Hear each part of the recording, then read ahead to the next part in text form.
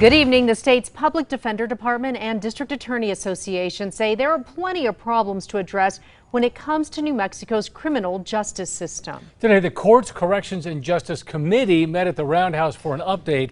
Here's News 13's Ariana Kraft with details.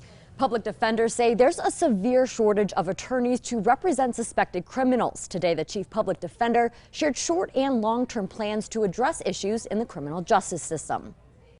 According to the Law Office of the Public Defender, New Mexico has only 33% of public defense attorneys it needs to handle adult and juvenile cases. We take these people, who end up violating laws and sometimes actually hurting other people, and we kind of squeeze it through this prism of the criminal system. And because of that, there are so many more cases than we're equipped to handle. The department is asking lawmakers for an 18% budget increase, which would amount to about $12 million.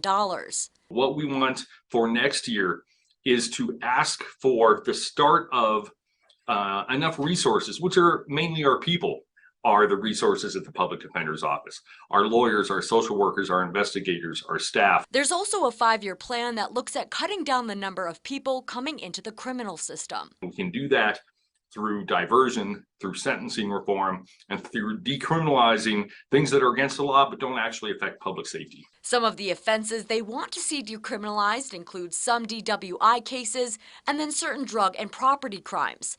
A study done by the American Bar Association revealed the Public Defender's Office needs almost 3 times the number of lawyers it has to handle its caseload. The state of our jails, especially with the staffing issues, are such that people should only be in jail if they are a true and serious threat to public safety. We are an entity that needs the workforce to accomplish these access to justice goals. Marcus Montoya, the 8th Judicial District Attorney, was also at the Courts, Corrections, and Justice Committee meeting today. He gave lawmakers an update on criminal trends in New Mexico.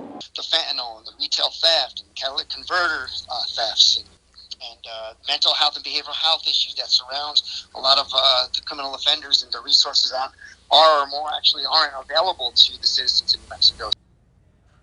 Bennett Bauer says until the staffing shortage is addressed, attorneys with the Law Office of Public Defenders are at risk of breaching their ethical and constitutional obligations to their clients, and there's a risk for unjust outcomes. Back to you. Oriana, thank you. Each of the 13 district attorneys in New Mexico has to put in their own budget request. All are expected to ask for an increase in budgets for staff and prosecutors.